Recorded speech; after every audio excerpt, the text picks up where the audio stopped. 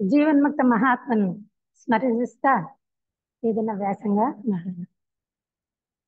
మనస్సు పోయినసారి మనస్సు బంధనకు విడుగడకు అనే విషయాన్ని తెలుసుకున్నాము. బంధన అంటే ఏమనేది పోయినసారి తెలుసుకున్నాము. ఇప్పుడు విడుగడ అంటే ఏమనేది తెలుసుకునే ప్రయత్నము చేస్తాము. ఈ బంధన అంటే మనము ఎవరైతే అలౌకిక విషయాలకి అంటుకుంటారో అప్పుడు మనము బంధనకు లోనైనట్టు. ఎప్పుడైతే మనము అలౌకిక విషయాలకి అంటుకోకుండా ఉంటామో అప్పుడు విడుదల పొందుతామన్నమాట. ప్రతి ఒక్క క్షణము కూడా మనము బంధంలో ఉండానా, బంధ విముక్తంలో ఉన్నా, అంటుకొని ఉండానా, అంటుకోకుండా ఉండానా అనేది క్షణము మనము ఎప్పుడైతే చూసుకుంటామో అప్పుడు బంధం నుంచి విడుదల మార్గానికి పోవడానికి ప్రయత్నము చేస్తామన్నమాట. బంధన అంటే పునరపి మరణం, పునరపి జననం, సంసార చక్రంలో తిరుగుతూ ఉంటాము. దాన్ని బంధన అంటారు. ఎప్పుడైతే ఆ బంధం నుండి నేను విముక్తి పొందాలా, మోక్ష మార్గంలో నడవాలి అని ఎవరైతే అనుకుంటారో అప్పుడు వాళ్ళు విడుదల పొందేదానికి ప్రయత్నము చేస్తారన్నమాట. ಬಿಡುಗಡೆ ಎಂದರೆ ಹುಟ್ಟು ಸಾವುಗಳ ಜಂಜಡಗಳಿಂದ ಮುಕ್ತವಾಗುವುದು. ಈ ಹುಟ್ಟು సావు నుంచి మనం విముక్తి పొందేదే విడుగడే. దీన్ని ఏమంటారు వేదాంత భాషలో మోక్షము అంటారు. ಇದು ನಿಸ್ವಾರ್ಥಪರ ಮನಸ್ಸು, ಬುದ್ಧಿ ಮತ್ತು ಆತ್ಮಜ್ಞಾನದಿಂದ ಉಂಟಾಗುತ್ತದೆ. ఈ మోక్షం కావాలంటే మనలో నిస్వార్థం అనేది ఏమాత్రము కూడా ఉండకూడదు అన్నమాట. బుద్ధి అంటే వివేచన శక్తి. మనము వివేకంతో ప్రతి ఒక్క దాన్ని కూడా వివేకంతో మనం ఎప్పుడైతే తెలుసుకొని విచారం చేస్తామో అప్పుడు మనము బంధ విముక్తులయ్యేదానికి సాధ్యమవుతుంది. ಈ ಸ್ವಾರ್ಥ ಮತ್ತು ನಿಸ್ವಾರ್ಥ ಮನಸ್ಸಿನ ನಡುವೆ ಇರುವುದು ಕೇವಲ ಒಂದು ತೆಳುವಾದ ರೇಖೆ ಮಾತ್ರ. మీరేం చెప్తాండారంటే స్వార్థానికి నిస్వార్థానికి కొంచెం ఒక లైన్ అని చెప్తాండారు. చూడండి, దీన్నే మనము మన సహజంగా ఈజీగా తెలుసుకోవాలంటే నాది, నీది. నాకు దీర్ఘం ఇస్తే నాది స్వార్థం, నాకు గుడి ఇస్తే నీది నిస్వార్థం. చూడండి, ఆ సన్న దాంట్లోనే ఎంత అర్థం ఉందో, నాది నీది అనేది. ఆ మాదిరిగా ఆ పొర, పల్చని పొర అంటే నాది కాదు నీది అంటే అది నిస్వార్థం అవుతుంది, నాది అంటే స్వార్థం అవుతుంది. ಯಾರು ಈ ರೂಪ ಮನಸ್ಸಿನ ಪರಿಧಿಯನ್ನು ದಾಟಿ ಅರೂಪ ಮನೋಲೋಕವನ್ನು ಪ್ರವೇಶಿಸುತ್ತಾರೋ ಅವರು ఆధ్యాత్మ ప్రపంచವನ್ನು ప్రవేశిస్తారు. ఎప్పుడైతే ఈ రూప మనస్సు అంటే అలౌకిక బంధం నుంచి ఎప్పుడైతే పరిధిలో ఉంటామో, నా మనసు ఇంతే, నేను ఇట్లే చేసేది, నేను ఇంతే అనేసి ఒక బౌండర్ గీసుకొని ఉంటాము. ఆ బౌండర్ ఎప్పుడైతే దాటుతామో అప్పుడు మనము ఆ రూప మనసుకి పోతాం అనమాట. ఆ రూప మనసుకి పోతామంటే మనకు తెలుసు కదా, రూప మనసులో అన్నిట్లోనూ 7 తత్వాలు ఉంటాయి. ఈ అరూప మనసు అంటే మనసులో 4 కెల మనసు, 3 వచ్చి అరూప మనసు. ఏమంటారు ఇతిహాసకులు అరూప మనసు అంటారు, లేదా ఎల మనసు అంటారు, ఊర్ధ మనసు అంటారు. అదే వేదాంత భాషలో ఏమంటే అశుద్ధ మనసు, శుద్ధ మనసు అని చెప్తారన్నమాట. ఆ మాదిరిగా మనము ఎప్పుడైతే ఈ స్వార్థాన్ని ఎప్పుడైతే మనం వదులుతా వస్తామో అప్పుడైతే మనము అరూప మనసుకి పోయేదానికి సాధ్యమవుతుంది, పోవడానికి సాధ్యమవుతుంది. ఆత్మ ప్రజ్ఞను ಹೊಂದಿದವರಾಗುತ್ತಾರೆ. ఎప్పుడైతే అక్కడ ఆత్మ ప్రజ్ఞను పొందుతారు. ఎట్లా అంటే మనము ఈ మన ప్రజ్ఞ జాగ్రత్త ప్రజ్ఞలోనే ఉంటుంది అన్నమాట. మనము ఒలగడే ఆత్మ ఏం చెప్తా ఉంది అనేది మనము చూసుకోమట. ఆత్మ ప్రజ్ఞ అంటే మనలో ఉండే ఆత్మ ఏం చెప్తా ఉంది అనేది చూసుకున్నప్పుడే ఆత్మ ప్రజ్ఞలో మనం ప్రవేశించేది. ಬುದ್ಧಿ ಪ್ರಜ್ಞೆಯ ವಿವೇಕ ಮತ್ತು ವಿವೇಚನೆಗಳಿಂದಾಗಿ ఆత్మన ಬೆಳವಣಿಗೆ ಹೊಂದುತ್ತಾರೆ. బుద్ధి ప్రజ్ఞ ಅಂತ చెప్పలేదా? బుద్ధి ప్రజ్ఞ ఎవరు ఉంటుంది? వివేకం అంటే ఏమి? సరేది, తప్పేది, నిజమేది, సుల్లేది, శాశ్వతమేది, అశాశ్వతమేది, సత్యమేది, అసత్యమేది. ఈ 4 పెట్టుకున్నా కూడా మనకు తెలుస్తుంది మనం క్షణము నేను సత్య మార్గంలో లాగుతా ఉన్నానా, అసత్య మార్గంలో నడుస్తున్నాను, ఆ శాశ్వతంతో నడుస్తాను, అశాశ్వతంతో నడుస్తాను అనేది మనకే అర్థమవుతుందంట. ఇది బాగా మనం బుద్ధిలో పెట్టుకోవాలన్నమాట. వివేకం అనేది ఫస్ట్ మనం తెలుసుకుంటే మళ్ళీ దాన్ని విచారం చేయొచ్చు. వివేకం అనేదే, వివేకం అంటే వివేకము మనం ఆ శబ్దాన్ని ఉపయోగించుకుంటే కదా, ఆ శబ్దం యొక్క అర్థాన్ని లోపలికి వెళ్ళి మనం ఎప్పుడు తెలుసుకున్నామో, ఎప్పుడు తెలుసుకొని మనం బుద్ధిలో పెట్టుకుంటామో అప్పుడు ఆ బుద్ధితో మనము నిత్య జీవితంలో అలవర్చుకునేది సాధ్యమవుతుంది. లేకపోతే సాధ్యమే. ఇలా వింటా అంటామో వదిలేస్తా అంటాము. ఎప్పుడైతే దృఢంగా మనం బుద్ధిలో పెట్టుకుంటామో అప్పుడే మనము ఆ వివేకంతో మనము ನಡ್చుకునేది ಸಾಧ್ಯಮవుతుంది. ಜೀವದ ಉದ್ದೇಶ ಕಾರಣ ಮತ್ತು ಜೀವ ಜಗತ್ತಿನ ಸೌಂದರ್ಯವನ್ನು ಅರ್ಥೈಸಿಕೊಂಡು ಬಿಡುಗಡೆಯ మార్గದಲ್ಲೇ సాగుతారు.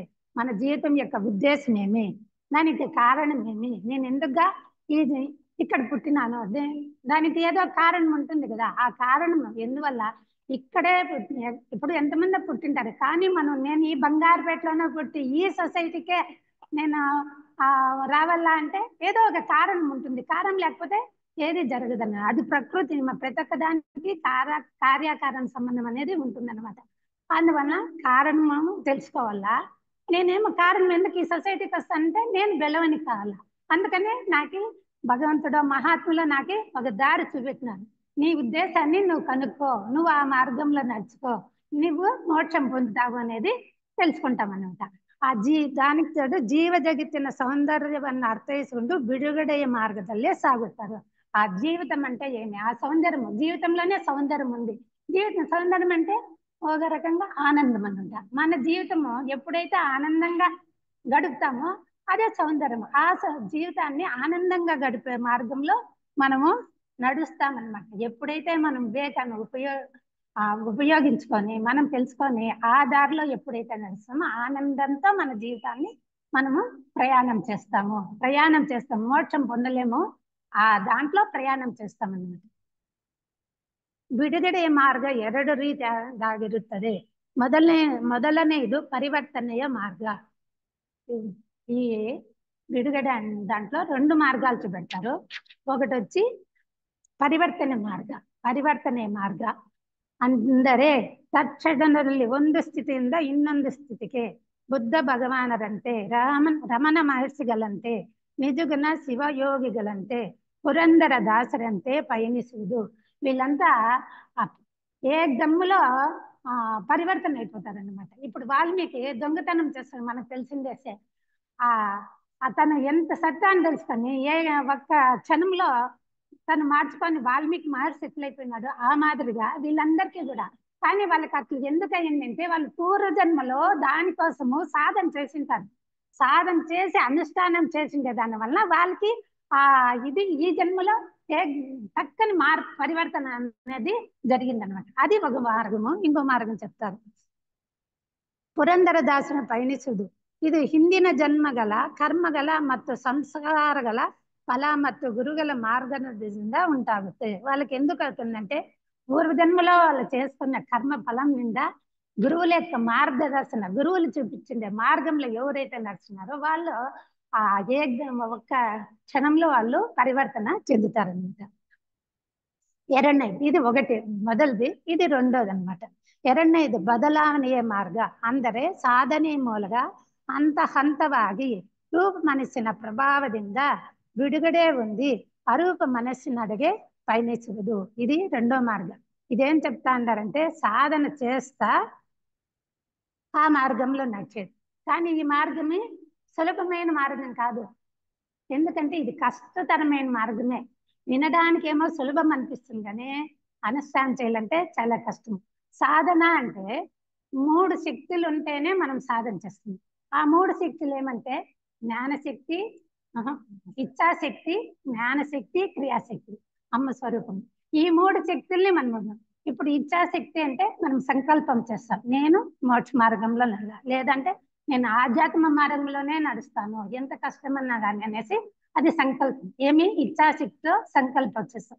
జ్ఞానం అంటే మనం ఎట్లా నడుచుకుంటే ఆ మార్గంలో నడుచుకుంటామని తెలుసుకున్నాం. క్రియారూపం అంటే మనం నడుచుకునేది అన్నమాట. ఏమంటే సాధన అంటే ఆచరణ చేసేది ఒక రకము. ఆచరణ అంటే ఇప్పుడు సత్యనారాయణ వ్రతం ఆచరణ చేసినాము అంటారు. ఆచరణ అంటే అప్పుడు ఒకరోజు చేసి ఒకరోజు వదిలేది. అనుష్ఠానము అంటే నిరంతరము సాధన చేశారు, దాన్ని అనుష్ఠానం. ఎప్పుడైతే నిరంతరము అనుష్ఠానం చేస్తారో వాళ్ళకి ఈ మార్గంలో ప్రవేశించి ఆ మార్గంలో నడిచేదానికి సాధ్యమవుతుంది.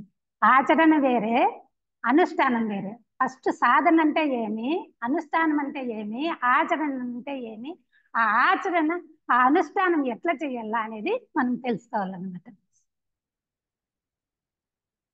అందువల్ల ఏమంటారో వాళ్ళు ఇది చాలా ಕಷ್ಟమైంది, ಸುಲಭం ಕಾದು అని చెప్తా ఉంటారు.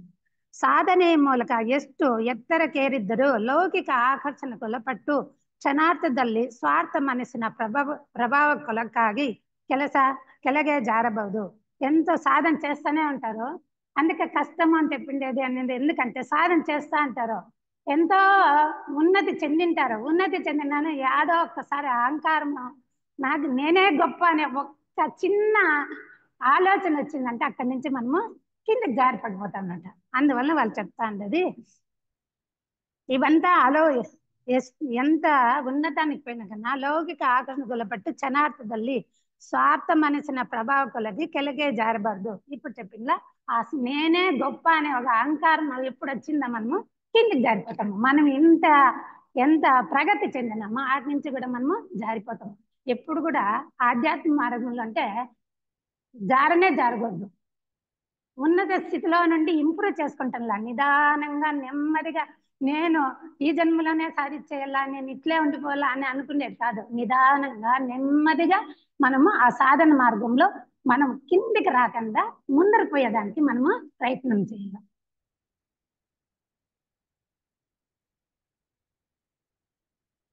ಉದಾಹರಣೆಗೆ ರಾಜರ್ಷಿ ವಿಶ್ವಾಮಿತ್ರ, ನಹುಷ ಇತ್ಯಾದಿ ఈ మార్గದಲ್ಲಿ సాధనకి దృఢత ఇరಬೇಕು.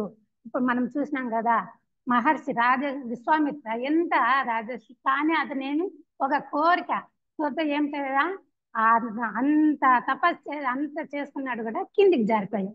ఇట్లా వాళ్ళనంతా మనము తెలుసుకొని ఉంటాం కదా. కాబట్టి మనం కూడా అంత తపస్సు చేసి అంత స్థాయికి ఎదిగిన వాళ్ళే ఒక కోరికతో ఒక ఆశతో ఎంత కింద జారిపోయినారంటే అప్పుడు మనకి ఎన్ని ఆశలు ఉంటాయి, మనం ఎట్లుంటామో మనమే ప్రశ్న వేసుకోవాలి, మనల్నే చూసుకోవాలి. ఎప్పుడైతే ఎవరైతే వాళ్ళని చూసుకుంటా వస్తారో, వాళ్ళు గమనించుకుంటా అంటారో, వాళ్ళు ముందరికి పోయేది అభివృద్ధి చెందేదానికి ప్రయత్నం చేస్తారు. దీనికి ఏం కావాలా, దృఢత ఇరಬೇಕು. అంటే ఇచ్ఛాశక్తి బలంగా ఉండాల, పట్టుదల ఉండాల. నేను సాధించే తీరుతాను, ఎంత కష్టం రాని, ఎంత నష్టం రాని, ఎన్ని బాధలన్నా పని నేను ఈ యోగ మార్గాన్ని వదలను, ఈ మార్గంలోనే నేను నడుస్తాను. భగవంతుడు నాకు పరీక్ష పెడతాంటారు, దీంతో నేను గెలుస్తాను అనే ఒక దృఢమైన విశ్వాసం అనేది నమ్మకం మన మీద మనకి నమ్మకం ఉండాలి. ఎప్పుడు నమ్మకం ఉంటామో మనం సాధించగలుగుతాం, లేకపోతే మనం సాధించలేము. వింటాము వదిలేస్తాం, కానీ మన మీద మనకి నమ్మకం అనేది ఫస్ట్ ఉండాలి. మన నమ్మకం ఉంటే మళ్ళీ గురువులు మనకి దారి చూపిస్తారు. మన మీద మనకి నమ్మకం లేకపోతే ఏమి ప్రయోజనం లేదన్న, ముందరికి నడిచిపోలేమన్న. నిశ్చలవాద గురి ఇరಬೇಕು. నిశ్చలవాద గురి ఇరಬೇకంటే ఆ బుద్ధిలో స్థిరమంగా ఉండిపోవాల, మనసులో కాదు, బుద్ధిలో స్థిరంగా ఉండాల. నేను ఈ మార్గంలో నడుస్తాను అనేది ఒక స్థిర బుద్ధి ఉండాల. ఎప్పుడైతే స్థిరమైన బుద్ధి ఉంటుందో అప్పుడే మనము ఈ దారిలో నడిచేకి సాధ్యం. ಇದೆಲ್ಲಕ್ಕಿಂತಲೂ ಹೆಚ್ಚಾಗಿ ಜೀವಿತದ ಉದ್ದೇಶದ ಅರಿವು ಇರಬೇಕು. అన్నిటికన్నా మన జీవితం యొక్క ఉద్దేశం అనేది ఫస్ట్ తెలుసుకోవాలా. నేను ఎందుకు పుట్టినాను, నేనేం చేయాలా, నేను ఎట్లా చేయాలా, నేను ఎక్కడికి పోవాలనేది ఫస్ట్ మనము తెలుసుకోవాలా. ಪ್ರತಿ ಕ್ಷಣವು ಮನಸ್ಸಿನ ವ್ಯಾಪಾರವನ್ನು ಗಮನಿಸುತ್ತಿರಬೇಕು. ప్రతి క్షణం అదే చెప్పలేను నేను అప్పుడే. వ్యాపారం అంటే నా మనసు దేని మీద వ్యాపారం చేస్తా ఉంది, బంధం మీద వ్యాపారం చేస్తుందా, మోక్షం తట్టు విభాగం చేస్తాం, లేదా స్వార్థం తట్టు వ్యాపారం చేస్తా ఉందా, నిస్వార్థంగా చేస్తా ఉంది అనేది మనము గమనించాలి. దీన్నే వాళ్ళు వ్యాపారం అని చెప్పినారు. ಅದು ಅತ್ತಿತ್ತ ತುಯ್ಯುತ್ತಿರುವಾಗ నియంత్రివ శక్తి ఇరಬೇಕು. మనసు ఏమైంది, చంచలమైందని మనకందరికి తెలుసు. కాబట్టి దాన్ని మన స్వాధీనంలో పెట్టుతాం. మనసు చెప్పినట్టు మనం వినకూడదు, మనం చెప్పినట్టు మనసు వినల్లా. ఫస్ట్ ఇంద్రియాలు మనసు చెప్పినట్టల్లా, మనసు ఆత్మ చెప్పినట్టల్లా. మన మన కంట్రోల్లో మనసుని ఆధీనంలో పెట్టుకోవాలి. ಅಂದರೆ ಮನಸ್ಸಿನ ಮೇಲೆ ಸಂಪೂರ್ಣ ಹತೋಟಿ ಹೊಂದಿ ಸ್ವಾಧೀನಪಡಿಸುವ ಶಕ್ತಿಯನ್ನು ಸಂಪಾದಿಸಬೇಕು. ఇక్కడ ఏం చెప్తున్నారు? సంపూర్ణ హతోటి అంటే 100%. ఎట్లా అంటే ఒక ఎగ్జామ్ రాస్తాం, భౌతికంగా ఒక ఎగ్జామ్ రాస్తాం అనుకో, ఆ ఎగ్జామ్ లో ఇంత మినిమం పెట్టేంటారు, 40 50 పెడితే ఆ ఎగ్జామ్ రాస్తే నేను పాస్ చేసేస్తారు. కానీ ఆధ్యాత్మిక మార్గంలో 100కి 100 వస్తేనే మనం పాస్ అయ్యేది, లేకపోతే అయ్యేది. అందుకే సంపూర్ణంగా నువ్వు ఏం చేస్తావో, ఏదనుకున్నావో సంపూర్ణంగా దాంట్లో పాస్ కావాలన్నమాట. అది వాళ్ళు చెప్పేది. సంపూర్ణ హతోటి ఉంది ఆ శక్తిಯನ್ನು ఆ మనసుని సంపూర్ణంగా 100% మన ఆధీనంలో ఉండాల. ఒకసారి అట్లా ఒకసారి ఇట్లా అనేది మనసుని పెట్టుకోకూడదు. ఆ నిగ్రహించే శక్తి మనకు ఉండాలన్నమాట. ಇದಕ್ಕೆ ನಾನು ಯಾರು, ಎಲ್ಲಿಂದ, ಹೇಗೆ ಮತ್ತು ಏಕೆ ಎನ್ನುವ ಅರಿವನ್ನು ಹೊಂದಿರಬೇಕು.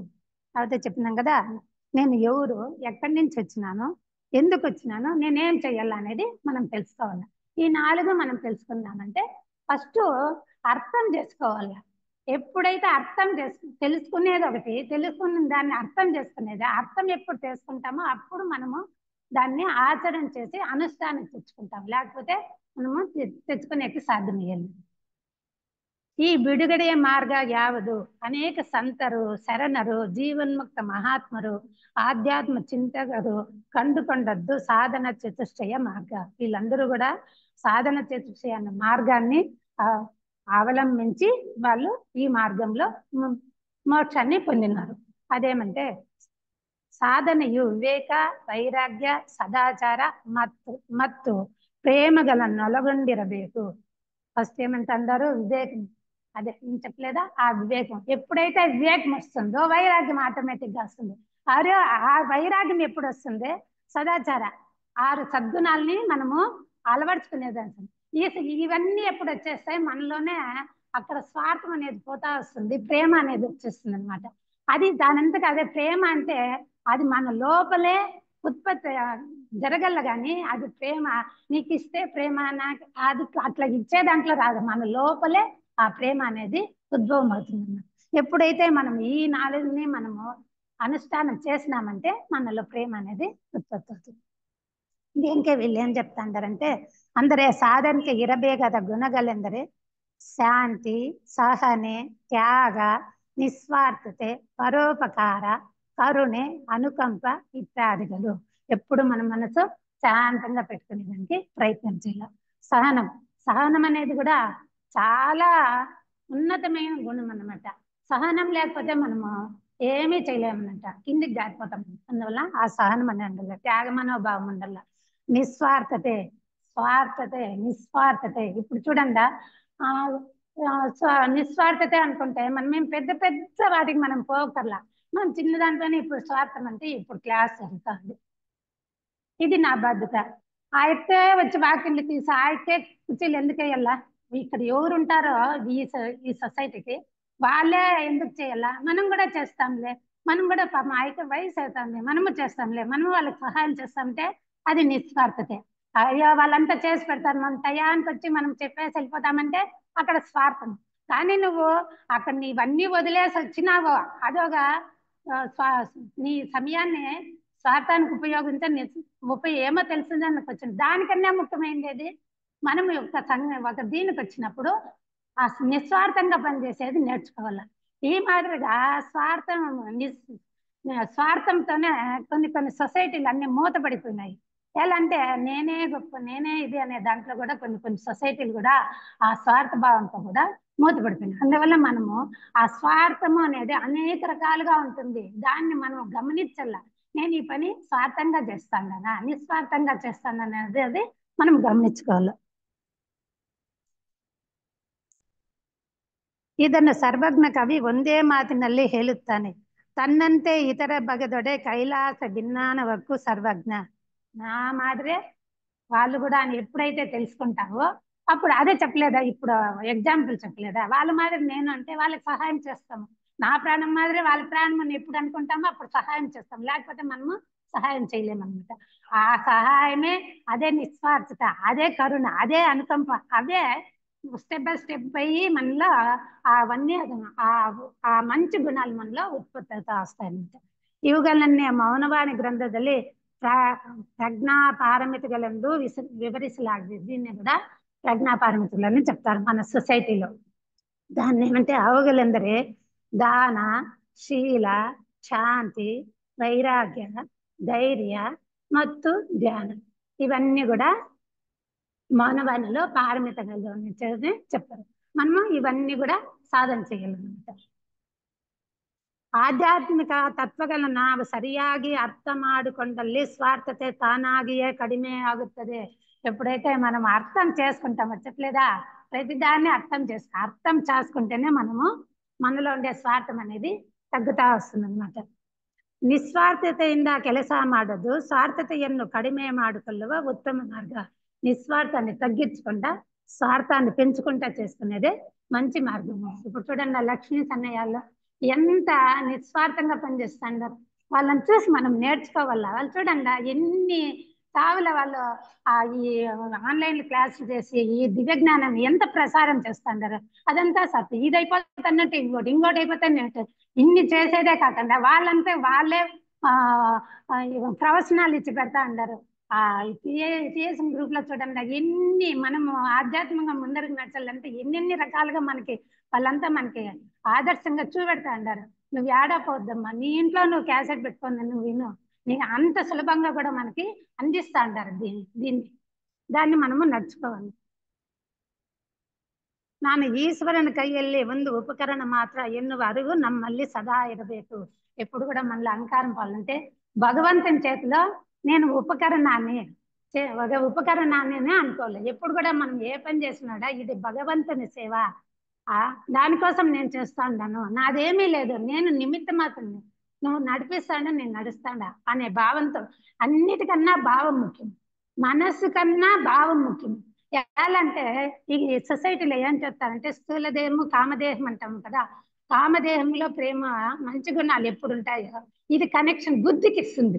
మనస్సును దాటిపోవచ్చు, రూప మనసు అరూప మనసు దాటి ఒకటే పరే ఈ భావము బుద్ధితో దానికి అటాచ్ అవుతుంది అన్నమాట. అంత శక్తి ఉందన్నమాట. అందువల్ల మనము ప్రతి ఒక్క భావంతో చేయాలి. ఏ చేసినా కూడా మనము భావంతో చేయాల అని వాళ్ళు చెప్తారు.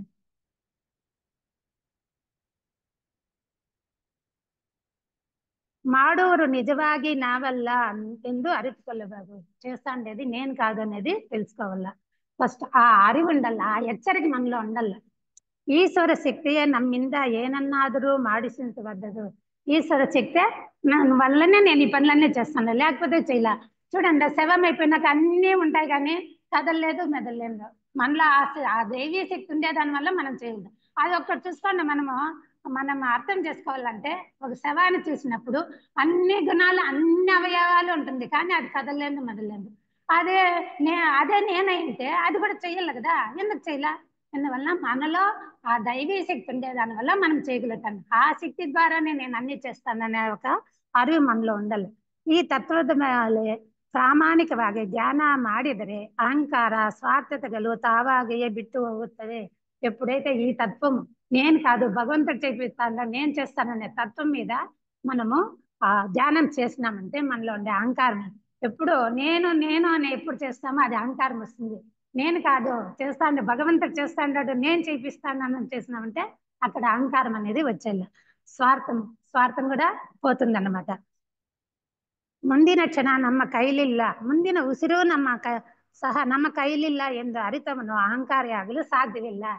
ముందిన క్షణ నా చేతిలో లేదు, ఇప్పుడున్నాను ఇంకొంచెం లేదు అంటే మన చేతిలో ఉందా? ఏమీ లేదు. ఫర్ ఎగ్జాంపుల్ చూడాలంటే రత్నమ్మ చూడ రాత్రి పండుకునేంత వరకు అందరితో మాట్లాడింది.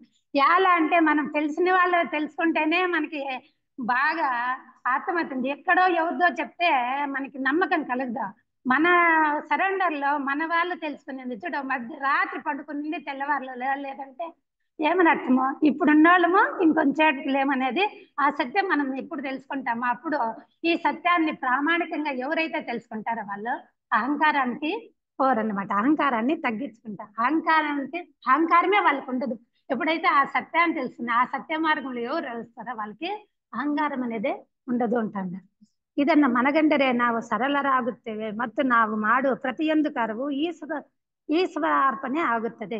ఇది ఎప్పుడు తెలుసుకుంటాము మన జీవితం సరళంగా ఏదంటే అది ఇదే కావాలా, ఇట్లే ఉండాలా, ఇట్లే చేయాలని ఏం లే. ఏముంటే ఆ పరిస్థితిలో అప్పుడు ఏముంటే దాంతో మనము జీవనం గడిపేస్తాం అన్నమాట. సరళంగా అంటే అంతే, ఇంకేమి లే. ఇన్ని పెట్టుకొనేసి లేకుండా బొట్టి ఏమీ లేకుండా ఏం లే. ఆ పరిస్థితిని బట్టి మనం అనుకూలంగా మనం నడుచుకునేదే మనం సరళమైనటువంటి జీవితం. ఆ పరిస్థితిలో ఏముంటే దాన్ని నాకు ఇదే కావాలని లేకుండా జీవించేదే సరళమైన జీవితం. నా వాడు ప్రతియొందు కరువు ఈశ్వర అర్పణ ఆగుతుంది. మనం ఎప్పుడైతే చేస్తామో ఆ మాదిరి ఆ మనోభావంతో ఎప్పుడైతే చేస్తామో అది భగవంతునికి అర్పణం అవుతుంది. అక్కడ ఏమంటే అహంకారం ఉండేదిగా, ఫలం ఆశించగల, నేను చెయ్యాలా కర్తవ్యంతో మనం చేస్తాము. ఎప్పుడైతే ಕರ್ತವ್ಯಂతో చేస్తామೋ ಅప్పుడు ಫಲಾಂತ ಅನ್ಕೋ.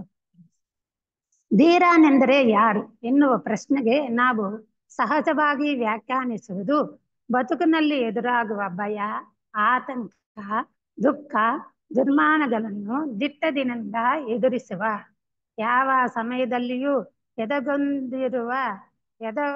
ఎదగుందిరువ వ్యక్తిಯನ್ನು ధీర ఎన్నుతారు.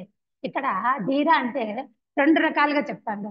ఒకటి ఏమంటారంటే కష్టం రాని, సుఖం రాని, ఏదన్నా రాని దాన్ని ధైర్యంతో ఎదిరించి ముందరకు పోయే వాళ్ళని ధీర అని చెప్తాను. ఇంకొకటి ఏమంటే ಯಾವ ಸಮಯದಲ್ಲಿಯೂ ಆದರೆ ಧೀರ ಎನ್ನುವುದಕ್ಕೆ ಮಹಾಕವಿ ಕಾಳಿದಾಸನ ವಾಕ್ಯವು ಇನ್ನೂ ವಿಸ್ತೃತವಾದುದು.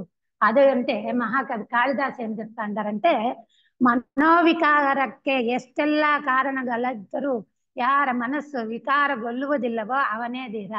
ఈ మనస్సు యొక్క వికారం చెందకుండా ఎవరు మనసు స్థిరంగా ఉంటుందో, అంటే ఆకర్షణకు, వికారం అంటే ఏమి, ఆకర్షణకి లోను కాకుండా ఎవరు మనసు ఉంటుందో వాళ్ళు ధీర అంటారు. అక్కడేమంటారు, ఆ మనస్సుతో ఆ ధైర్యంతో ముందరకు పోయేది. కానీ ఇక్కడ ఏమంటే మనసునే నిగ్రహించేస్తాడు.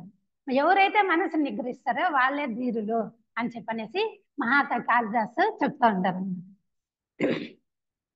ಮನಸ್ಸು ಎನ್ನುವ ಗ್ರಾಹಕನನ್ನು ಪ್ರಲೋಭನೆಗೆ ಒಳಪಡಿಸುವ ನಮ್ಮ ಪಂಚೇಂದ್ರಿಯಗಳು, ಇಂದ್ರಿಯಗಳು ಕ್ಷಣ ಕ್ಷಣಕ್ಕೂ ಮನಸ್ಸೆಂಬ ಕಣಜಕ್ಕೆ ತಂದು ಸುರಿಯುವ ಸಂವೇದನೆಗಳಲ್ಲಿ ಕೆಲವು ಮಾನಸಿಕ ವಿಕಾಸಕ್ಕೆ ಕಾರಣವಾದರೆ ಇನ್ನು ಕೆಲವು ಮನಸ್ಸಿನ ఆరోగ్యವನ್ನು ಕೆಡಿಸುತ್ತವೆ. ఇక్కడ ఏం చెప్తానంటే పంచేంద్రియాలు, జ్ఞానేంద్రియాలతో మనసు పనిచేస్తుంది. ఎప్పుడైతే ఈ కన్ను చూస్తుందో అప్పుడే ఆ మనసు మెదడుకి వెళ్ళిపోతుంది. అది కావాలా అంటుందండి. ఈ రెండింటికి కనెక్షన్ ఉంటుంది. అది ఆ మనసులో సంవేదన పుట్టి అదేం చేస్తుందంటే వికాసానికి మనసే కారణము, బంధానికి కూడా రెండింటికి కారణమే. ఎప్పుడైతే మనం తెలుసుకున్నామో వికాస మార్గంలో ఆ మనసును స్వాధీనంలో పెట్టుకొని వికాస మార్గంలో నడుస్తాము. ఎప్పుడైతే మనము తెలుసుకోకుండా పోతామంటే ఆరోగ్యం చెడిపోతుంది. ఎందుకు ఆరోగ్యం చెడిపోతుందంటే, ఇప్పుడు నాకు బాగలే, ఆరోగ్యమే బాగలే, దాన్నే చింతిస్తే ఏమవుతుంది, చింతన అయిపోయి మనస్సు శక్తిని కోల్పోయి ఆరోగ్యం అనేది చెడిపోతుందండి. అందువల్ల ఏమొచ్చినా ఇది భగవంతుని చెప్తాడు, భగవంతుని ప్రసాదము. ఏమొచ్చినా భగవంతుని ప్రసాదం, నేను సంతోషంగా స్వీకరిస్తాను. నీకు చెప్పేది ఈజీ, కష్టం అంటే నాకు తడుచుకునే శక్తిని తండ్రి, నేనేమో పూర్వజన్మలో చేసిన అందువల్ల నేను బాధపడతాను, నాకు ఆ తడుచుకునే శక్తిని, ఆ ధైర్యాన్ని అనేసి ఆ భగవంతుని మనం ప్రార్థన చేయొచ్చు. అంతేగాని మనము దీనికి చింతన చేయకూడదు. చింతన చేసి మన శక్తిని వేస్ట్ చేసుకోకూడదు. మన శక్తిని అంతా కూడా ఎప్పుడు కూడా వికాస మార్గంలోకి ఉపయోగించుకోవాలి, కానీ క్షీణించుకునేదానికి మన శక్తిని ఉపయోగించుకోకూడదు అని చెప్తాను. ಆದ್ದರಿಂದ ಸರ್ವಜ್ಞನು ಕಣ್ಣು, ನಾಲಿಗೆ, ಮನವು నిన్నదెందన ಬೇಡ, అవు నిన్న కొందావు ಎಂದು హెచ్చరిస్తానే. మనకి ఎందుకు ఇక్కడ 3 చెప్పినారంటే, కంటితో చూస్తామన్నమాట. నాలిక రుచి చూస్తుంది అనమాట. అదే చెప్తారు ముందు పెద్దలు, నాలిక అంటే ప్రపంచాన్నే జయించినట్టంట. ఆ మాదిరిగా ఇవి చాలా సూక్ష్మమైనవి. కన్ను, నాలిక, మనస్సు అనేటివి చాలా జ్ఞానేంద్రియాలు ఇంకా చాలా సూక్ష్మమైనవి. కాబట్టి ఈ మూడిటికి నువ్వు వశం కావద్దు, అవి నిన్ను చంపేస్తాయి. ఈ 3 నావి కాదు అని చెప్పి ఎప్పుడు అనుకుంటావో అవి నిన్ను చంపవన్నమాట. అది మనము ఆలోచించాలి. ಇಂದ್ರಿಯಗಳ ವಶಕ್ಕೆ ಸುಲಭವಾಗಿ ಸಿಕ್ಕುಕೊಳ್ಳುವ మనసు వికారಕ್ಕೆ ఒలగాగుతుంది. మన ఇంద్రియాలకి ఎప్పుడైతే వశం అయిపోతావో ఆ మనస్సుని వికారం చెందుతుంది. యుక్తాయుక్త వివేచన కలుదుకొల్లుతుంది. అప్పుడు ఏం చేస్తుంది? మనసు వికారం చెందినప్పుడు యుక్తాయుక్త ఏది మంచిది ఏది చెడుదు ఏ సత్యము ఏది అసత్యం అనేది తెలుసుకోకుండా మనము ఆ ವಿವೇಚನೆ ಕೋಲ್ಪೋತಾము అనేసి వాళ్ళు చెప్తారు. ಇಂತಹ ವಿಕೃತಗೊಂಡ ಮನಸ್ಸಿನಿಂದ ನಾವು ನೋಡಬಾರದನ್ನು ನೋಡುತ್ತೇವೆ, ಕೇಳಬಾರದನ್ನು ಕೇಳುತ್ತೇವೆ, ತಿನ್ನಬಾರದನ್ನು ತಿನ್ನುತ್ತೇವೆ, ಮುಟ್ಟಬಾರದನ್ನು ಮುಟ್ಟುತ್ತೇವೆ, ಗ್ರಾಣಿಸಬಾರದನ್ನು ಗ್ರಾಣಿಸುತ್ತೇವೆ. ಧೀರನಾದವನು ಮನಸ್ಸನ್ನು ಹತೋಟಿಯಲ್ಲಿಟ್ಟುಕೊಂಡು ఇంద్రియಗಳು ತಂದೊಡ್ಡುವ ప్రలోభనకే విముఖనాగుతాನೆ. ఎప్పుడైతే ఈ ధీర అంటారు కదా, ఎవరైతే మనసు నిగ్రహిస్తారో ఇంద్రియాల్ని మనస్సును ఎవరైతే ఆధీనంలో పట్టుకుంటారో వాళ్ళు ఈ ఈ పనులు ఎవరు జరిగే వాడు చెయ్యి. నీ కన్ను నువ్వు చూడాలంటే చూస్తావు, లేకపోతే లేదు. నువ్వు వినాలంటే వింటావు. అంటే వినాలంటే వింటావు అంటే కూడా ఆ వినే శక్తి సహజంగా ఉంటుంది మన చెవులకి. కానీ ఆ వినేది ఏం చేస్తాము? ఈ చెవిలో అనేస్తే ఈ చెవిలో విసిపెట్టేస్తాం. అది ఎట్లా జరుగుతుందంటే అది ఇది దీని ధర్మము. వినే ధర్మం చెవులకు ఉంది. అది వింటావు, లోపలికి తీసుకోవు, మనసు లోపలికి తీసుకోవు. ఎప్పుడైతే మనసులో లోపలికి తీసుకుంటావో అది మనసు నిన్ను వికారం చెందిస్తుంది. ఎప్పుడైతే నువ్వు తీసుకోవో అప్పుడైతే నువ్వు ఏదనుకున్నా అది సాధించగలిగి సాధ్యమవుతుంది. అందువల్ల మనం ఏం చేయాలంటే వీటిని మనము కంట్రోల్లో పెట్టుకోవాలి. ఈ యంత్రాలన్నిటిని కూడా మనం ఎప్పుడైతే కంట్రోల్లో పెట్టుకుంటామో అప్పుడు మనము మన మనసుని మన ఆధీనంలో పెట్టుకునేకి సాధ్యమవుతుంది. ఎప్పుడు కూడా కానీ మోక్ష మార్గానికి పోవాలంటే ఫస్ట్ మన ఇంద్రియాలని జ్ఞానేంద్రియాలని మనసును ఆధీనంలో పెట్టుకుంటేనే మనము ఆ మార్గంలో నడిచేకి సాధ్యమవుతుంది. ఇంతగా ಧೀರಸ್ಥಿತಿಯನ್ನು ಹೊಂದಲು దృఢ సంకల్ప ಮತ್ತು ఆత్మవిశ్వాస అగత్య. దీనికి ఏమి దృఢమైన సంకల్పం చెప్పలేదా? ఇచ్ఛాశక్తితో దృఢంగా సంకల్పం చేసుకోవాలి. ఆత్మవిశ్వాసము అంటే నమ్మకము. నమ్మకానికన్నా ఇంకొంచెం ఇంకో మెట్టు ఎక్కువ. ఏమంటే ఆత్మవిశ్వాసం అంటే ఆ దైవీ శక్తితో ఆ దృఢ సంకల్పంతో నేను ఏదైనా సాధిస్తాను. నమ్మకం అంటే ఒక రకంగా ఈ మామూలుగా మనము నమ్మకంగా అంటే కొంచెం ఈజీగా తీసుకుంటాం. ఆత్మవిశ్వాసం అంటే దృఢంగా పట్టుకుంటాం. ఆత్మవిశ్వాసంతో దృఢ విశ్వాసము ఆ దృఢ సంకల్పం ఎప్పుడైతే చేసినామంటే దాన్ని మనము తీరగలుగుతాము. కానీ మనం ఏమనుకుంటామో అయ్యో ఇంత ఈజీగా చెప్పేస్తాను, ఇంత కష్టము అంటే నువ్వు ఎప్పుడైతే ఆత్మవిశ్వాసంతో దృఢ సంకల్పం చేస్తావో ఏం చెప్తాను తెలుసా? ఈ జన్మలో కాకపోయినా ఇంకో జన్మలైనా నువ్వు సాధించగలుగుతావు. నీ సంకల్పానికి అంత శక్తి ఉంది. నీ సంకల్పాన్ని నువ్వు నెరవేర్చగలుగుతావు. ఈ జన్మలో నెరవేర్చలేకపోయినా కూడా ఇంకో జన్మలైనా కూడా నువ్వు అది సాధించగలుగుతావు. ఎందుకంటే ఆత్మశక్తితో దృఢ సంకల్పం చేస్తాడు కదా. ఈ దేహాత్మ భావంతో చేయటంలా ఆత్మశక్తితో ఎప్పుడు సంకల్పం చేస్తామో అది నెరవేరుతుంది. దానికి కాలం తీసుకుంటుంది. అంతేగాని నువ్వు సంకల్పాన్ని మీద సంశయం పడక్కర్లా. నా వల్ల కాదు అనేది మట్టు నువ్వు అనుకోనే వద్దు. నువ్వు దృఢ సంకల్పం చెయ్యి, నువ్వు సాధిస్తావు అని చెప్తాము. ಅವಿನಾಶಯಾದ పరమాత్మనే ఉపాసనಯಿಂದ దొరికే ఫల అమృత తత్వ. భగవంతుడు వినాశము కానటువంటి వాడు కాబట్టి భగవంతుని ఎవరైతే ఉపాసన చేస్తారో ఆ ఉపాసన ద్వారా మనము అమృతత్వాన్ని పొందుతాము. అదే మోక్షము, విడుగడే. వినాశయాದ లౌకిక ఉపాసనದಿಂದ దొరికే ఫల సంసార బంధన. వినాశకార లౌకిక ఉపాసన అంటే ఈ లౌకిక విషయాలకి ఎప్పుడైతే ఆకర్షణ పడతామో అవన్నీ కూడా మనల్ని బంధించేస్తాయి. ఏమి చెప్పండి? ఇప్పుడు అలౌకిక విషయాలంటే కోరికలు, వ్యామోహము, ఇవన్నీ ఏం చేస్తాయి? కామ, క్రోధ, అరిషడ్ వర్గాలు ఇవన్నీ కూడా మనకి ఆ బంధన్కి లోన్ చేస్తాయి అన్నమాట. ఇవన్నీ ఎప్పుడు లేవో ఆ మమకారము, నేను నాది అనే మమకారము ఎప్పుడైతే లేకుండా పోతా వస్తుందో అవన్నీ ఎప్పుడు వదులుతామో అప్పుడు మనము మోక్షానికి పోయేదానికి సాధ్యమవుతుంది, మోక్షాన్ని పొందడానికి సాధ్యమవుతుంది. ನಮ್ಮ మనస్సే బంధన ముక్తికే కారణము. అందుకు వాళ్ళు అన్నిసార్లు చెప్పిందే చెప్తా ఉన్నారంటే మనసుకు అంత శక్తి ఉంది కాబట్టి మన మనస్థితిని మార్చుకుంటారా వల్ల మనము మానసిక స్థితి మనము ఆ 7 తత్వాలలో ఇప్పుడు మనం ఇంకా ఒకటో రెండో ఉపతత్వంలోనే ఉందాము. అంటే కొంతమంది అందరూ అని కాదు, ఇప్పుడు ఇక్కడ వచ్చిన ఇందులో మనం చెప్పేది ఈ ఉపతత్వాలలోనే ఉండాము, కెలగని మనసులోనే ఉండాము. అప్పుడు మనకి చాలంటే మన యొక్క మనోస్థితిని మార్చుకోవాలి. మనస్సు అంటే ఈ 7 ఉపతత్వాలతో కూడిండేది మనస్సు. కానీ మన మనోస్థితి ఏడుందంటే కింద ఉపతత్వంలోనే 1, 2, 3 ఈ ఉపతత్వాలలోనే మన మనసు ఉండాలి. కాబట్టి ఆ మనసే నీకు ముక్తికి బంధనకి కారణం అనేసి వాళ్ళు చెప్పిందే పదే పదే చెప్తా ఉన్నారండి. ಮನದಲ್ಲಿ ಕಾಮನೆಗಳು ಸ್ವಾರ್ಥ ಉಂಟಾದರೆ అది జీవన బంధిస్తుంది. మనసులో ఎప్పుడు కోరికలు ఉంటాయో, ఎప్పుడైతే స్వార్థం అనేది ఉంటుందో అది మన జీవితాన్ని బంధించేస్తుంది. ఆ స్వార్థం కూడా ఎంత సూక్ష్మంగా ఉంటుందో మనకే తెలిసాలి. ఇప్పుడు మనం కుటుంబంలో ఉన్నాము, స్వార్థం అంటే చిన్న చిన్నవి మనం తెలుసుకోవాలి. పెద్ద పెద్ద అంటే నీకుండేదంతా ఇచ్చేయి అదే నిస్వార్థ, లేకపోతే స్వార్థం అని అనుకోకర్లా. ఒక పండ్లు తెచ్చినారు, మామిడి పండ్లే తెచ్చినారు అనుకో, బాగుండే పండు చూసి ఇది నాకు కావాలంటే స్వార్థం.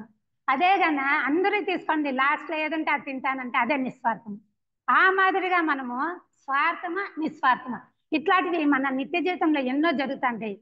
ఊరికే ఒక ఎగ్జాంపుల్ చెప్తా ఉండేది ఈ తెలుసుకున్నామంటే మనము ఇట్లా చిన్న చిన్నది వదులుతా వస్తే పెద్ద పెద్ద వదులుదానని సాధ్యమవుతుంది. చిన్న చిన్న వాటిల్లోనే మనం వదలకపోతే పెద్ద వాటిల్లో ఈ ఆధ్యాత్మ మార్గం చాలా కఠినమైందంట కదా. ఈ మార్గంలో నడచాలంటే చాలా కష్టం అంట. అట్లా చిన్న చిన్న స్వార్థాన్ని వదులుతా అంటే నిస్వార్థంగా ఇప్పుడు ఒక పండు తెచ్చినారు, ఫస్ట్ ఏం చేస్తారు, కొంతమంది ఇళ్ళల్లో మామిడి పండ్లు తెచ్చినారంటే ఫస్ట్ పనాయంకి ఇచ్చేస్తారు, మళ్ళనే తింటారు. ఎందుకంటే ఆ మామిడి పండ్లు అందరికీ ఇష్టం కదా, మనమే తింటే స్వార్థము. ఫస్ట్ ఎవరికన్నా ఇచ్చి తింటే నిస్వార్థము. మళ్ళీ నువ్వు ఎన్నెన్నా తిన్నావు, ఫస్ట్ ఒక పండు వాళ్ళకి ఇచ్చేసినామా, స్వార్థం లేకుండా, అది ఒక మనోభావం. అలాంటి ఈ మాదిరిగా ఎందరో ఎన్నో రకాలుగా కూడా మనం పెద్ద వాళ్ళని చూసి ఎన్నో నేర్చుకోవచ్చు. ఒక అనపాయలు తెచ్చినారంటే ఫస్ట్ 1 కేజీ ఇచ్చేస్తారు. మనం ఎప్పుడు ఇస్తాము, తక్కువ రేట్ అయినప్పుడు 1 కేజీ ఇస్తాము. కానీ ఫస్ట్ ఏం చేయాల, స్వార్థం లేదంటే ఫస్ట్ ఇచ్చేయాల. ఏమి మనకి అంత మీ జీవనం సాధించడం లేదు. ఒక 50 రూపాయలు దానం చేసే గుణం మన దగ్గర ఆ త్యాగమనోభావం మన దగ్గర లేదా? అట్లా లేకుండా అంటే మనం ఇక్కడికి రానే లేము. ఎందుకు ఆధ్యాత్మిక మార్గంలో వస్తా అంటే అన్ని మనకి తినడానికి, కట్టడానికి, ఉండడానికి అన్ని సౌకర్యాలు ఉండే వాళ్ళే ఇక్కడికి వస్తారు, లేకపోతే ఎవరు రాదు. అట్లా సౌకర్యం ఇచ్చినప్పుడు మనం ఇట్లాంటివన్నీ కొంచెం కొంచెము మనము స్వార్థాన్ని వదులుతా రావాలన్నమాట.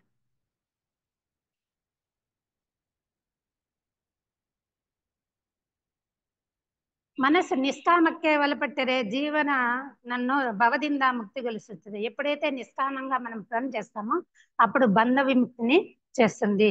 స్వార్థ మనస్సు అనంత రీతిಯಲ್ಲಿ హరియుತ್ತದೆ. ఇప్పుడు చెప్పలేదా, ఎన్ని రకాలో మనకి తెలియదు. ఇది స్వార్థంగా చేస్తానని కూడా మనకి తెలియదు అనమాట. అనేక రకాలుగా మనలో ఆ స్వార్థం అనేది పనిచేస్తూ ఉంటుంది. హలవారు బಗೆಯಲ್ಲಿ రమిసి వికాసం ಹೊಂದುತ್ತದೆ. ఒక్కొక్క దాంట్లోనూ ఆ స్వార్థం అనేది నిండు నిండుకునేసి దాని నుంచి మనము వికాసం పొందుతాము. ఇది ఏమంటారంటే ఇక్కడ ఏం చెప్తా అంటారంటే హలవారు బಗೆಯಲ್ಲಿ రమిసి వికాసం పొందుతుంది అంటే దీనికి ఫర్ ఎగ్జాంపుల్ ఏమంటే మామిడి పండ్లు ఇష్టం ఉండే అనుకో, నీకు ఏదన్నా ఒక పండు ఇష్టం అనుకో, ఆ ఇష్టమైన పండుని నువ్వు నీ కెపాసిటీ 5 పండ్లు తింటావు అనుకో, నువ్వు 5 పండ్లు సంతోషంగా బాగుంది రుచిగా ఉంది తినేస్తావు. నీ కెపాసిటీ మీరిపోతే 6 పండు ఇస్తే ఏం చేస్తావా, తినలేము. ఇంకా లేదు నువ్వు తినాలా అంటే ఇంకోటి తింటావు. ఇప్పుడు పిజ్జి పెడతారు, దాంట్లో ఏం చేస్తారంటే తింటారు. ఎంత తింటారు, ఆ గెలిచల్లా అని తినేస్తారు. తింటానట్టు ఏమవుతుంది, దాని మీద విరక్తి వెళ్ళిపోతుంది. ఆశ పోయి విరక్తి అయిపోతుంది. ఎప్పుడు విరక్తి చెందుతాడో వికాసంలో, అబ్బా నేను ఇన్ని పండ్లు తిన్న దానికి నా ఆరోగ్యం చెడిపోయింది, నాకు మామిడి పండ్లే వద్దు అనే ఒక ఆ మనోభావం ఏమవుతుందంటే మారిపోతుంది.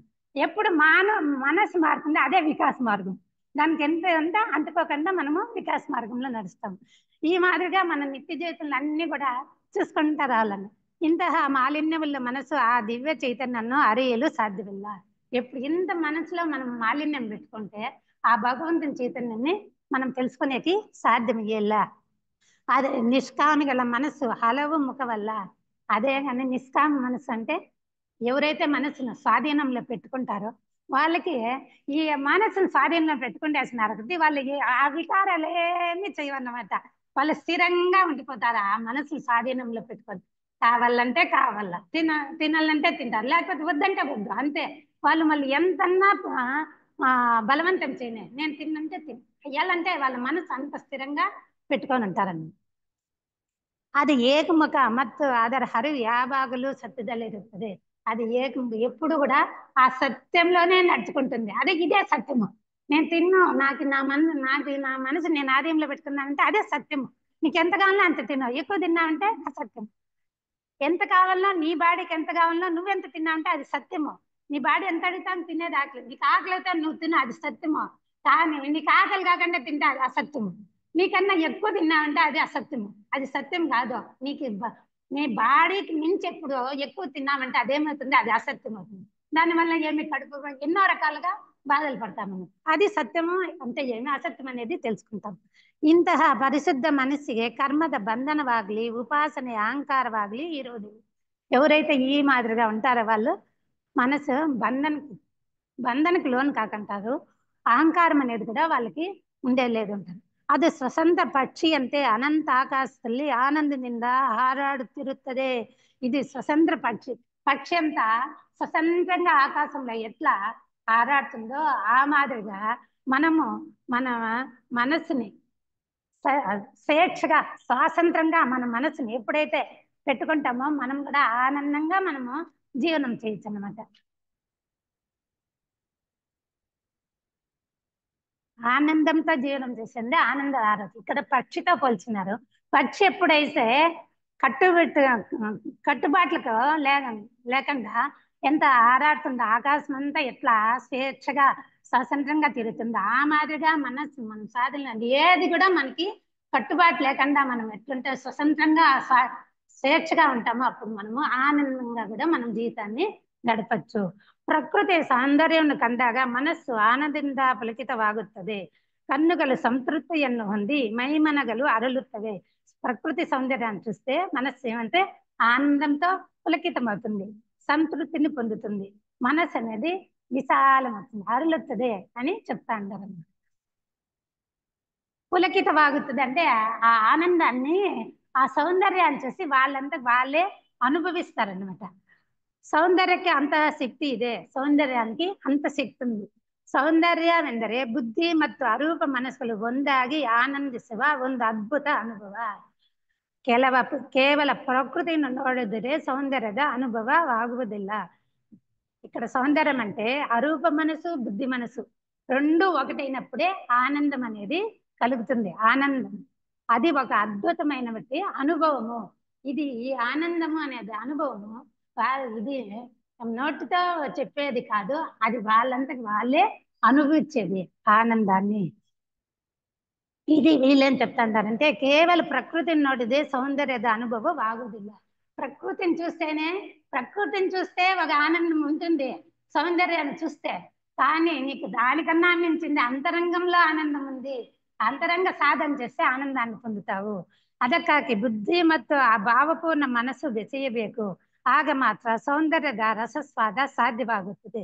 ఎప్పుడంటే బుద్ధి భావపూర్ణంగా, నేను చెప్పలేదా, భావపూర్ణంగా ఎప్పుడైతే మనము చూస్తామో మన అంతరంగంలో భావపూర్వంగా చూసినామంటే ఆ సౌందర్యాన్ని, ఆ రససాద అంటే ఆ సౌందర్యాన్ని మనము అనుభవిస్తాము అని చెప్తాను.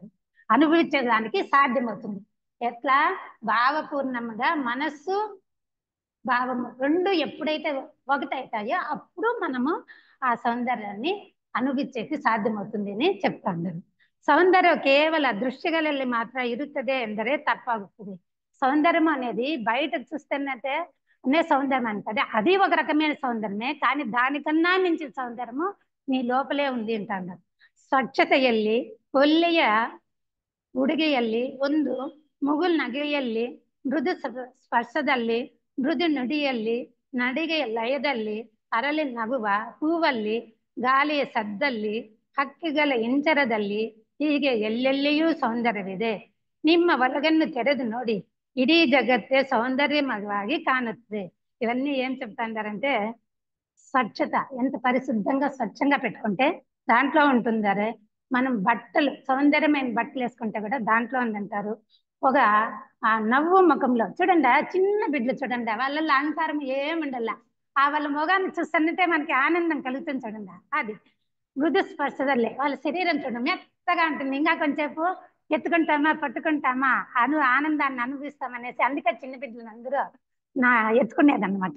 మృదు నుడియల్లి మనము ఎంత మృదువుగా మాట్లాడతామో, హృదయపూర్వకంగా ఎప్పుడు మాట్లాడతామో, అహంకారం లేకుండా ఎప్పుడు మాట్లాడతామో ఆ దాంట్లో కూడా ఆనందం ఉంది.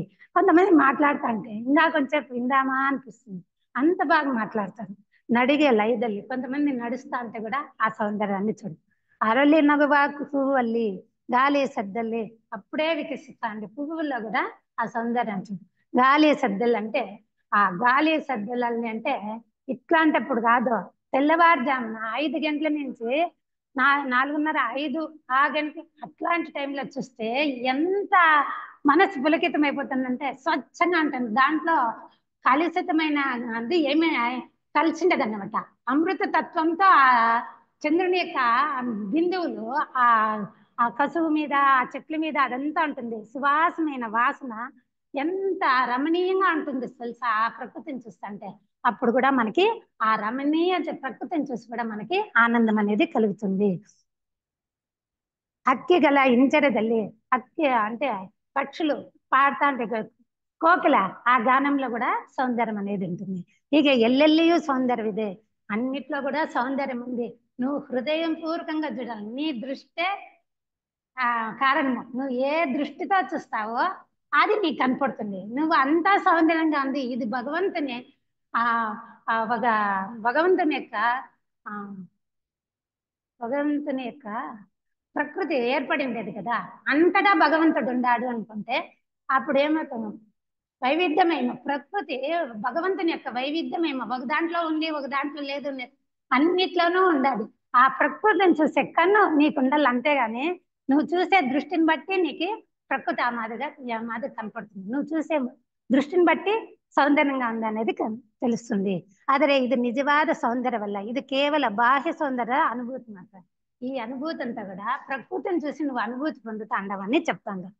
ఇంకా దీనికన్నా మించిండేది ఇంకా ఒక సౌందర్యం ఉంది, అది ఆనందం ఉంది. మనస్ಸನ್ನು ಎಲ್ಲಾ ಭೌತಿಕ ಪ್ರಲೋಭನಗಳಿಂದ ಮುಕ್ತಗೊಳಿಸಿದೆ ಆಂತರಿಕ ಸೌಂದರ್ಯ. ఆనంద పಡೆಯುವ మొదలನೆಯ ಅಂತ. ఈ మొదలನೆಯ ಅಂತ ఏమంటే భౌతిక ప్రలోభాలకి అంటే అలౌకిక విషయాలకి ఎప్పుడు లోను కాకుండా ఎప్పుడు ఉంటావో ఆంతరిక సౌందర్యాన్ని నీ లోపల నువ్వు చూసుకుంటావు. నీలో ఉండే ఆ సౌందర్యాన్ని నువ్వు చూసుకోనగలుగుతావు. ಪ್ರತಿಯೊಬ್ಬರಿಗೂ ಯಾವುದಾದರೂ ಒಂದು ವಿಚಾರ ಮನಸ್ಸು ಚಂಚಲ ಗೊಲಿಸುತ್ತಲೇ ಇರುತ್ತದೆ. ಇಂತಹ ಚಂಚಲವಾದ ಮನಸ್ಸು ಆಂತರಿಕ సౌందర్యವನ್ನು అనుభవిಸಲು సాధ్యವಿಲ್ಲ. ప్రతి ఒక్కరు కూడా విచార మనసు దృఢమైన మనసు లేనల్లా, విచార మనసు ఉండేదల్లా మనసు చంచలమవుతాను. ఎప్పుడైతే చంచల మనసు ఉంటుందో మన లోపల ఉండే ఆంతరిక సౌందర్యాన్ని చూడలేము. మనసు చంచలము, స్థిరం లేదు. ఒక నిమిషం ఉండాలని ఇంకో సెకండ్ లో అప్పుడే మారిపోతుంది. ఆ సౌందర్యాన్ని చూడాలంటే మనసు ఎప్పుడైతే స్తబ్దం అవుతుంది, మౌనానికి పోతుందో అప్పుడే మనము ఆ లోపల ఉండే మన అంతరంగంలో ఉండే సౌందర్యాన్ని చూసేకి సాధ్యమవుతుంది. ಎಲ್ಲ ಚಂಚಲಗಳಿಂದ ಮುಕ್ತವಾದ సమాధి స్థితికి తలుపుదివే నిజవాద సౌందర్యం. అన్నిటికంటే సమాధి స్థితికి పోయినప్పుడే అక్కడ ఏమవుతుంది, నేను లేదు భగవంతుడు లేదా ఎరుగుతూ ఉంటాము. అదే సౌందర్యము. అన్నీ వెళ్ళిపోవాలి, అన్నీ మర్చిపోతాము. అన్నీ ఎప్పుడు వెళ్ళిపోతుందో అప్పుడు నిజమైన సౌందర్యాన్ని పొందుతాం. అది సమాధి స్థితిలో చెప్తుంది, దొరుకుతుంది అంటారు. ಆಗ ನಿಮ್ಮ ಸರ್ವಸ್ವ ಸೌಂದರ್ಯದ భాగವಾಗಿರುತ್ತದೆ. ನಿಮ್ಮ భౌతిక అస్తిత్వ లైవాగుతుంది. అప్పుడు ఈ దేహము లైవ్ అయిపోతుంది, ఆ భగవంతుడు నేను ఒకటైపోతామన్నమాట. ఇది ఆధ్యాత్మిక అనుభూతి ಮತ್ತು పరమానంద స్థితి ಆಗಿರುತ್ತದೆ. దీన్ని ఏమంటుంది? పరమానందం. ఆనందం వేరే, పరమానందం వేరే. పరమానందం అనేది సమాధి స్థితిలో మనకి చిక్కుతుంది అన్నమాట. ಆದ್ದರಿಂದ ರೂಪ ಮನಸ್ಸನ್ನು ನಿಗ್ರಹಿಸಿ వివేకದಿಂದ ఆత్మానుభూతిని ಹೊಂದುವುದೇ ಬಿಡುಗడ. అందువల్ల మనస్సును నిగ్రహించి వివేచంతో విచారం చేసి మనము ఆత్మానుభూతిని పొందేదే మోక్షము అని చెప్తాను. చంచల మనస్ಸಿನ రూప వస్తువుల దాసత్వಕ್ಕೆ ಒಳಪಡುವುದೇ బంధన. ఈ చంచల మనస్సుకి మనము లోనయ్యేదే బంధన. చెప్పిందే చెప్తా అంటారు. మనసును అంత సులభంగా జయించేది కష్టం కాబట్టి వాళ్ళు మళ్ళీ చెప్తా అంటారు. ఇదే బంధన, ಗುರ್ತು ಇದು ಬಂಧನ ಅಂತ చెప్తాను. ಆದ್ದರಿಂದ ಮನಸ್ಸಿನ ಉನ್ನತಿ ಮತ್ತು ಅವನತಿಗೆ ಬಂಧನ ಮತ್ತು ಬಿಡುಗಡೆ మనసు కారణం. ఈ రెండిటి మోక్షానికి బంధనకి మనసే కారణము. నీ మనసు నువ్వు ఎట్లా ఉపయోగించుకుంటే దాని ప్రకారము నువ్వు పోతావు. బంధనలో కావాలంటే పునరపి జనం తీసుకుంటా, జన్మలు తీసుకుంటావు. వద్దు అనుకుంటే జన్మలు తక్కువ తీసుకుంటా ఈ ఆధ్యాత్మ రంగాన్ని అనుష్ఠానం చేసుకుంటా మనము ఆ మోక్షాన్ని పొందగలుగుతాం. దానికి ఆ మనసే కారణం అనేసి చెప్తా ఉన్నారు. ರೂಪ ಅಥವಾ ಸ್ವಾರ್ಥಪರ ಮನಸ್ಸಿನಿಂದ ಅರೂಪ ಅಥವಾ ನಿಸ್ವಾರ್ಥ ಮನಸ್ಸಿನ ಕಡೆಯೇ ಪಯಣವು. ವಿಭಿನ್ನತೆಯಿಂದ ಏಕತೆಯನ್ನು ಹೊಂದುವುದಾಗಿದೆ ಅಲ್ಲದೆ ಎಲ್ಲದರಲ್ಲೂ ఈశ్వర చైతన్యం కానుವುದಾಗಿದೆ.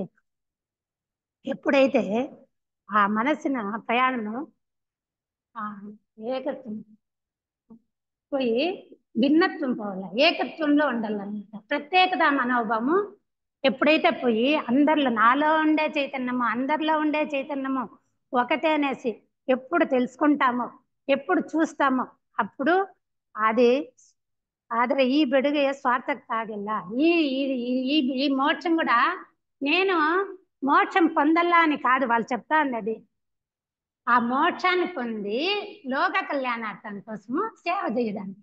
అది చూడండి, మామూలుగా వేదాంతంలో మోక్షం పొందల్లా అని చెప్తారు. అదే థియాసఫిస్ట్ సొసైటీలో ఏం చేస్తారు, మోక్షం పొందేది నీ కోసం కాదు, నువ్వు మోక్షం పొంది లోక కళ్యాణం కోసము సేవ చేయడానికి అనేసి అంటుంది. అది స్వార్థం కాదు, నువ్వు మళ్ళీ ಲೋಕ ಸೇವೆ చేయಲ್ಲ ಅಂತಾರೆ. ಜೀವನ್ಮುಕ್ತ ಮಹಾತ್ಮರು ಬಿಡುಗಡೆ ಹೊಂದಿದರು ಲೋಕೋದ್ಧಾರಕ್ಕಾಗಿ ಸತತವಾಗಿ ಪ್ರಯತ್ನಿಸುತ್ತಾರೆ. జీవన్ముక్తర మోక్షం పొంది కూడా వాళ్ళు ఏమి లోక సేవకి సతను ప్రయత్నం చేస్తా ఉండారు. ఎవరెవరు కాసుకొని ఉండారు, ఎవరు వస్తారా, ఏ శిష్యురాలు అభివృద్ధి చెందిందా వికాస మార్గంలో వాళ్ళని తీసుకుంటాము, ఇంకా వాళ్ళకి మనం దారి చూపెడతాము, వాళ్ళ ముందరికి తెలిసి వాళ్ళ మోక్షం చేపిస్తాము, మోక్షం పొందనిస్తామనేసి గురువులు చూస్తా అంటారు అనమాట. ఆ స్థితి మనం పోవాలి, దానికి పోవాలి. ಸ್ವಾಮಿ ವಿವೇಕಾನಂದರ ಹೇಳುವಂತೆ ಆತ್ಮನೋ ಮೋಕ್ಷಾರ್ಥಂ ಜಗತ್ ಹಿತಾಯ್ತು. ಅಂದರೆ ఆత్మోద్ధార వ్యక్తిగతవల్ల, అది జగత్తున ఉద్ధారకే. ఇప్పుడు చెప్పలేదే, మోక్షం అనేది నా కోసం కాదు, లోక కళ్యాణం కోసము మోక్షం పొందాలా అంటారు. ఈ మాదిరిగా మనస్సు బంధనకే బిడుగడుతుంది. అంటే ఈ థియాసఫిక్ సొసైటీలోకి మనం చేరినాక నీకు ఇదే మార్గం అలా భగవద్గీత ఎత్తుకున్నావా, కర్మ భక్తి మార్గము, జ్ఞాన మార్గము, మోక్ష మార్గం దాన్ని అవ్వచ్చు. బుద్ధుడు తెచ్చుకున్నావా అష్టాంగ మార్గం, అది చేయొచ్చు. పతంజలి వాళ్ళు చెప్పినారా అష్టాంగ యోగ మార్గం, అది చేయొచ్చు. లేదా బ్లావెట్స్కమ్మ చెప్పిందా సువర్ణ సోపానములు, లేదా ఇది కృష్ణమూర్తి వాళ్ళు చెప్పినారా వివేక, సదాచార, ప్రేమ, ఈ 4.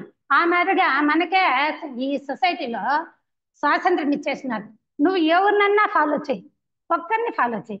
నీకు ఎవరు ఇష్టమా, ఇప్పుడు బుద్ధుని ఇష్టమా, బుద్ధున్నే ఫాలో చేయి, నిన్ను మోక్షాన్ని తీసుకొని వెళ్ళిపోతుంది. లేదా బ్లావెట్స్కమ్మ చెప్పినట్టువే సువర్ణ సోపానాలు పఠిస్తావా, దానికి. ఆ మాదిరిగా ఈ స్వాతంత్రాన్ని ఈ సొసైటీలోనే ఇచ్చింది. ఎలా అంటే కొంతమంది ఇట్లా పోతేనే నీకు మోక్షం వస్తుంది అని చెప్తారు. ఉపనిషత్తులు ఫాలో అవుతావా, దాన్నే ఫాలో అవుతావు. ఆ మాదిరిగా మనకి ఈ సొసైటీ ఏం చేస్తుంది, స్వాతంత్రాన్ని ఇచ్చింది. మనకి బిడుగుడు కావాలంటే మనకి మన పరిస్థితి, మన కెపాసిటీని బట్టి, మన యొక్క మనోభావాలను బట్టి మనం ఏది కావాలంటే దాన్ని ఉపయోగించుకొని మోక్షాన్ని పొందొచ్చు అని చెప్తాను. ఈ మోక్షం పొందాలా అంటే సాధన అనేది చాలా ముఖ్యం. ఆ సాధన అంటే ఏమి, సాధన ఆచరణ అంటే ఏమి, అనుష్ఠానం అంటే ఏమంటే, అనుష్ఠానం అంటే నిరంతరము అనుష్ఠానం చెయ్యాల. ప్రతి ఒక్కరికి 24 గంటలే ఇచ్చిండేది, ఇది సత్యము. ప్రతి ఒక్కరికి, ప్రైమ్ మినిస్టర్కి 24 గంటలకు, కింద పనిచేసేవాడిని కూడా 24 గంటలే. కాలం అనేది 24 గంటలు. ఈ 24 గంటలను నువ్వు ఎంత ఉపయోగించుకుంటావో నీ మంచిదానికి, ఈ మార్గాన్ని ఉపయోగించుకుంటావు, అప్పుడు నువ్వు మోక్షానికి దారి కలపడుతుంది. ఆ దారిలో మనం అనుష్ఠానం చేస్తే మోక్షాన్ని పొందుతామని తెలిపినాం. ఈ అందరము ఈ మోక్షాన్ని, ప్రతి ఒక్కరూ ఈ జ్ఞానాన్ని తెలుసుకొని మోక్ష మార్గంలో పయనించాలని మనస్ఫూర్తిగా ఆ భగవంతుని గురువుల్ని ప్రార్థిస్తున్నాం. ఇంత మంచి అవకాశం ఇచ్చిన అందరికీ మా హృదయపూర్వక నమస్కారం.